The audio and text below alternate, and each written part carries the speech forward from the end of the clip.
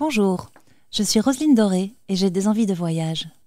Que diriez-vous de dessiner ensemble un espace, pourquoi pas un carré, dans lequel partager, raconter, inventer, créer, à partir d'un simple fil de soie? Vous savez, ce fil magique qui se débobine entre les mains des artistes et des artisans, et de tous les passionnés de la vie et de ses beautés en général. Voulez-vous créer ensemble cet espace dans lequel tisser, au fil des épisodes, une grande toile faite de tous ces petits riens en apparence, qui pourtant forment le sel de nos vies? Car explorer la soi, n'est-ce pas aller à la rencontre de soi, tout simplement? Ceci n'est pas un podcast, ceci est une liberté de créer. Caroline von Bibikoff est communicologue. Si l'on se penche sur l'étymologie des mots communicare, signifie mettre en commun, log vient de logos, le verbe, et relation vient de relatio, le récit, la narration. Pourrait-on dire que Caroline aide dès lors à mettre des mots sur l'art de communier, c'est-à-dire de mettre en commun par la parole le récit des liens qui nous unissent? La qualité de nos communications nourrit ou pervertit nos relations. Je pense que nous le savons tous. En effet, n'avons-nous pas tous fait l'expérience du poison qui se distille dans notre cœur, dans nos pensées et dans nos émotions, quand une relation importante tourne au vinaigre et qu'on ne parvient plus ni à se dire, ni à recevoir la parole de l'autre, c'est-à-dire quand la communication semble bloquée? Et au contraire, n'avons-nous tous pas fait l'expérience de cet afflux de vie qui se libère quand nous nous sentons entendus, accueillis et compris? Alors encourageons la bonne santé de nos communications grâce à ton expertise, chère Caroline, pour entretenir des relations de qualité plutôt que de quantité. En tout cas, je tiens à t'adresser un sincère merci, ma chère Caroline, d'être venue nous parler de ces sujets si importants et si délicats que sont les arts de la relation et de la communication, surtout dans cette époque où l'on surcommunique souvent, aux dépens d'une véritable communication relationnelle et authentique. Merci pour ton accueil, Roselyne. Je me disais combien j'aime ta plume, comme j'aime ton pinceau, en fait. J'ai l'impression que tu dessines les mots comme tu dessines des croquis, des esquisses, et c'est très joli de voir comment tu joues avec le son et le sens des mots. Donc, merci pour ton accueil. Merci à toi. Alors, commençons par les bases. Qu'est-ce que la communication et surtout comment toi tu la définirais?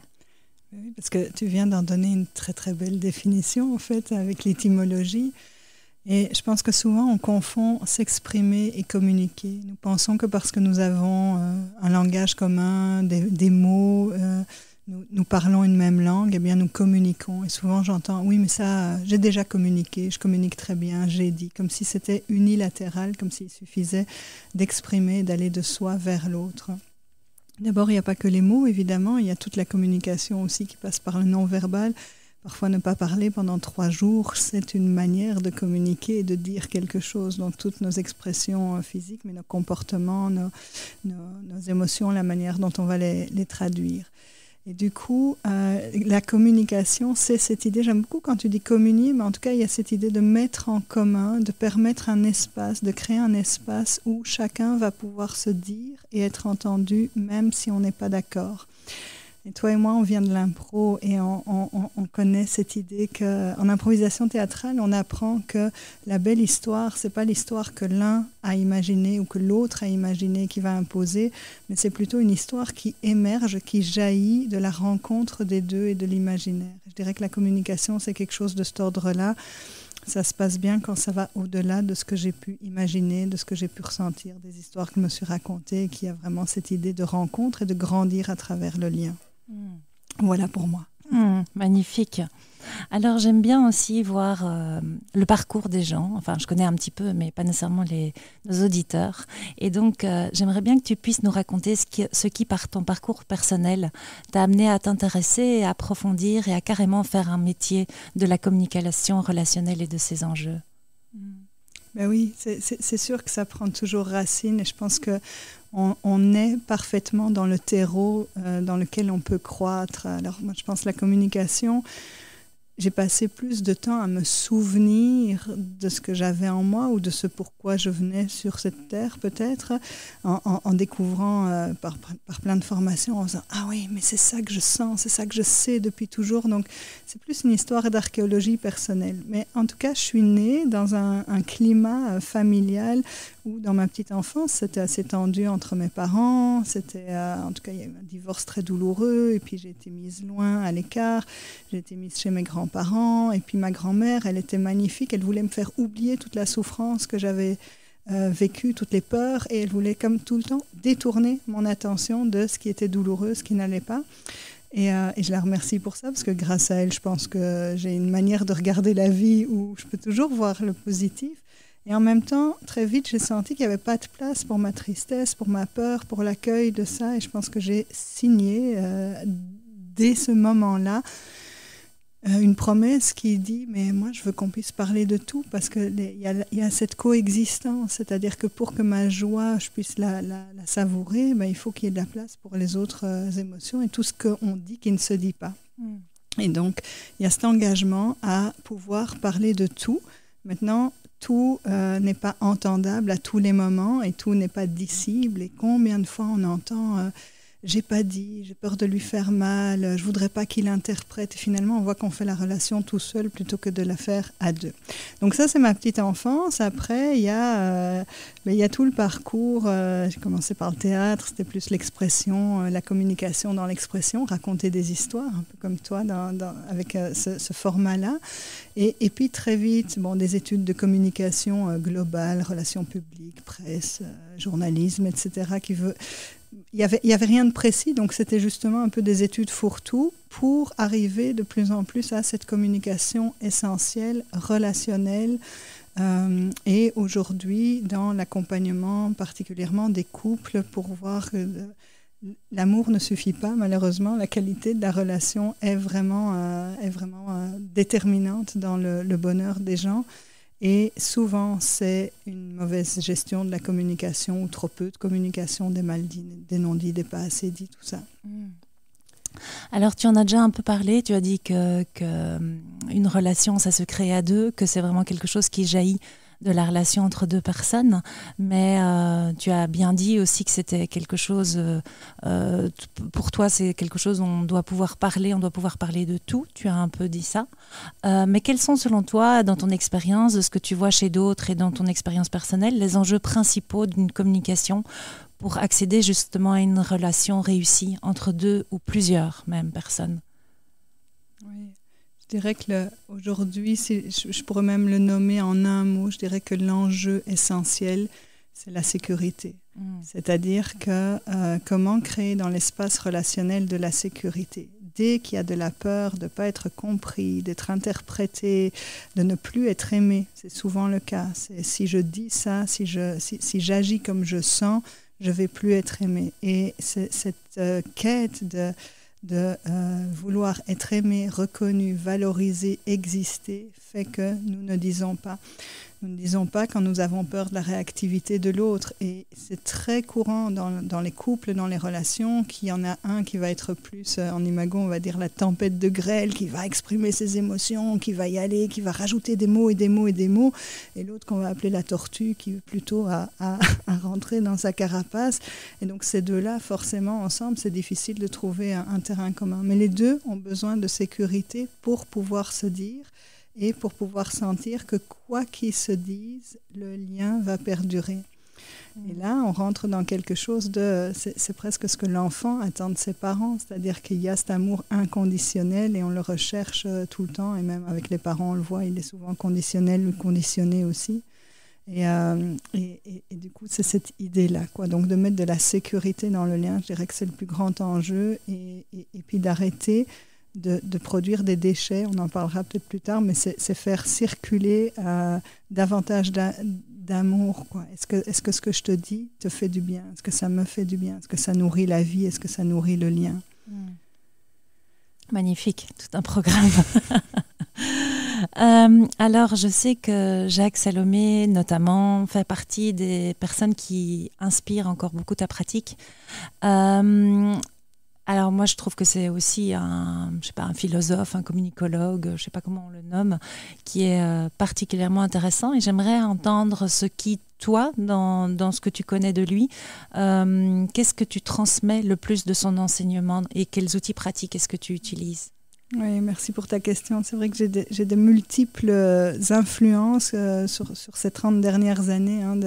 J'ai comme plusieurs écoles et puis c'est vrai que j'aime les rassembler.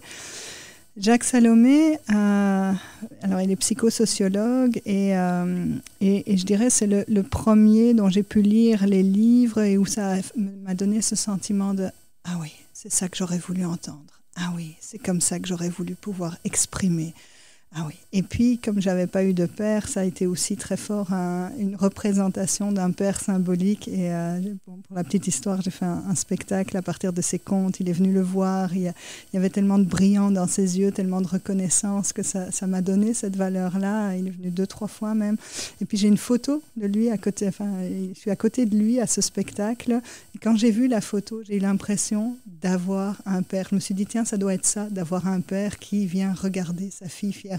Et donc voilà, ça a réparé beaucoup de choses à l'intérieur de moi dans mes blessures de manque. Cette photo-là, elle était marquante. Et je parle de photo, et du coup, je dirais dans son enseignement à lui, ce qui est le plus vivant encore aujourd'hui dans ma pratique, c'est sa symbolisation, sa manière de montrer les choses, d'utiliser des objets. Donc il prend la représentation d'une écharpe, il fait tenir à chacun et ça montre que chacun a un bout de la relation, qu'on est responsable de ce qu'on dit, de ce qu'on émet, mais que ça a un impact sur l'autre. Il montre qu'on peut faire des nœuds, il montre comment ça peut être tortureux.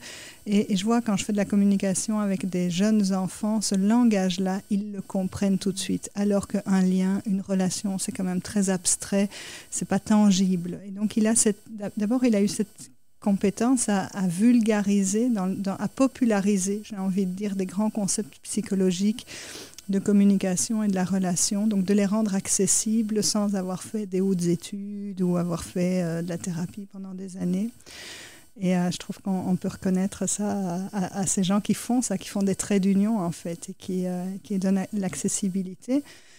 Et puis, il a travaillé avec ce que j'utilise encore aujourd'hui, c'est la poubelle relationnelle, c'est la communication métaphorique à partir des objets, parce que des objets, ça crée des milliers de connexions dans le cerveau, là où des mots en font qu'une centaine, et que quand l'objet est là, on a moins de risque de se tromper sur de quoi on parle réellement.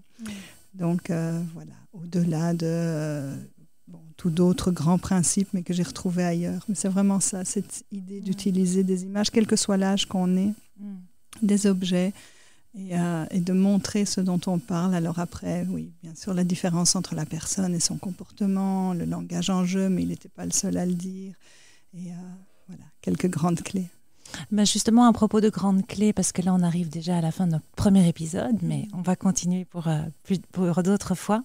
Est-ce que tu aurais justement quelques clés pratiques, justement, puisque tu parles de Jacques Salomé, d'outils de vulgarisation, etc., que tu pourrais déjà tout simplement apporter là maintenant pour les personnes qui nous écoutent et qui voudraient améliorer leur relation et leur communication? Alors, je vais utiliser une image, puisqu'on était dans ce thème-là, et ça, c'est une image que moi, j'utilise, je ne l'ai pas vue ailleurs. Je parle de la puissance du rétroviseur dans la communication. Le rétroviseur, c'est ce petit miroir dans lequel on jette un regard furtif régulièrement pour s'assurer que sur les côtés et derrière, tout va bien pour pouvoir continuer à aller de l'avant en sécurité. Et dans la relation, cette idée du rétroviseur, ça veut dire oser revenir en arrière quand la tension, quand l'émotion est descendue, pour avoir un regard sur qu'est-ce qui s'est passé. Quand tu m'as dit ça, ma manière de réagir a été... Et j'ai réagi comme ça parce qu'en fait, ce qui est touché, ce qui est blessé chez moi, c'est... Et une autre manière dont j'aurais aimé pouvoir le faire. Et on a comme ça quelques amorces.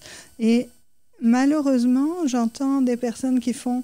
Non, mais ce ne sera pas comme ça la prochaine fois. C'est-à-dire qu'on veut bien regarder tout seul, mais on ne veut pas regarder en le mettant dans la relation, en le regardant ensemble.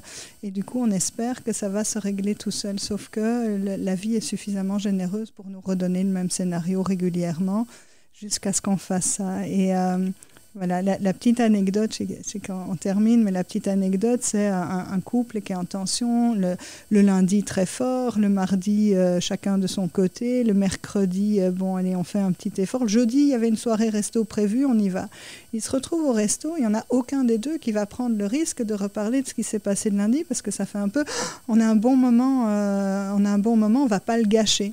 Mais quand on ne prend pas ce risque de passer des temps pour faire qu'est-ce qui s'est passé, comment on va faire pour que ça ne se passe plus, on peut être sûr que ça revient. Donc la meilleure clé, alors on va le dire autrement, plus concrètement, ce serait de se mettre suffisamment de petits moments dans l'agenda pour faire le point. Où en es-tu dans ta relation avec moi? Où est-ce que j'en suis? Est-ce qu'il y a des choses qui ont été difficiles? Qu'est-ce qui a été bon?